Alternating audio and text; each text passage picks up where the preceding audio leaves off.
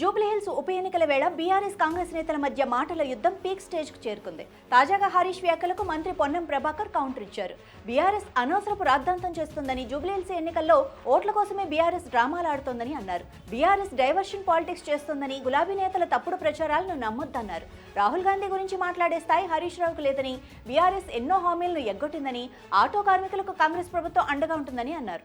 బావబామర్దుల నసభరించాల్సిన పరిస్థితి తెలంగాణ ప్రజలకు పట్టింది అంటూ కాంగ్రెస్ ఎమ్మెల్సీ అద్దంకి దయాంకర్ మండిపడ్డారు. బీఆర్ఎస్ నేతలు అధికారంలో ఉన్న 10 ఏళ్లు బందిపోటులాగా దోచుకున్నారని విమర్శించారు. బీఆర్ఎస్ నాయకులు ఇంత దిగజారి మాట్లాడతారా అని ప్రశ్నించారు.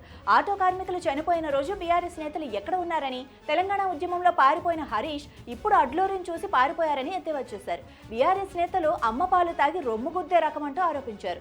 సొంత మనిషి కవిత తనకి అన్యాయం జరిగిందని చెప్పినా కూడా పట్టించుకోవటం లేదని అన్నారు. రక్తదానం చేయటం అంటే ఇతరుల ప్రాణాలను కాపాడటమేనని డీజీపీ శివధర్ రెడ్డి తెలిపారు. రోగుల అవసరానికి తగ్గట్టుగా జనాభాలో 1% రక్తాన్ని దానం చేయడంలో ప్రజలందరూ సిద్ధంగా ఉండాలన్నారు. 1 యూనిట్ రక్తం 3 ప్రాణాలు కాపాడుతుందన్నారు. పోలీస్ అమరవీరుల సంస్మరణ వారోత్సవాల సందర్భంగా హైదరాబాద్ కమిషనరేట్ పరిధిలో మెగా బ్లడ్ డొనేట్ కార్యక్రమం నిర్వహించారు. ఈ కార్యక్రమంలో DGP Shivadhar Reddy, Hyderabad CP VC Sajjanar పాల్గొన్నారు. ప్రతి ఏటా 4 సార్లు బ్లడ్ ఇచ్చే అవకాశం ఉంటుందని, సమాజంలో రోడ్డు ప్రమాదాల్లో గాయపడే వారికి ఈ రక్తం అవసరం ఉంటుందని అన్నారు.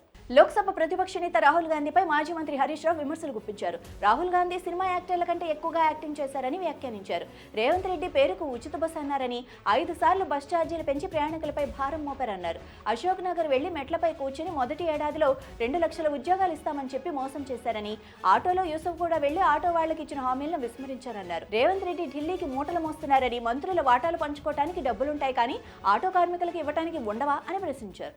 మెగాస్టార్ చిరంజీవి ఫిర్యాదు చేసిన డీప్ ఫేక్ కేసుపై విచారణ చేస్తున్నట్లు నగర సిపి సజ్జనార్ తెలిపారు. చిరంజీవి ఫోటోను అశ్లీలంగా మార్ఫింగ్ చేసిన కేటుగాళ్లపై కఠిన చర్యలు తీసుకుంటామని పేర్కొన్నారు. డీప్ ఫేక్ మూలాల్లోకి వెళ్లి నిందితులను అరెస్టు చేస్తామని, ఇలాంటి డీప్ ఫేక్ సెలబ్రిటీల కేసులు పెరిగే అవకాశం ఉందని అన్నారు. దీనిపై త్వరలోనే ప్రత్యేక టీం ఏర్పాటు చేసి విచారణ చేస్తామని ఆయన వెల్లడించారు.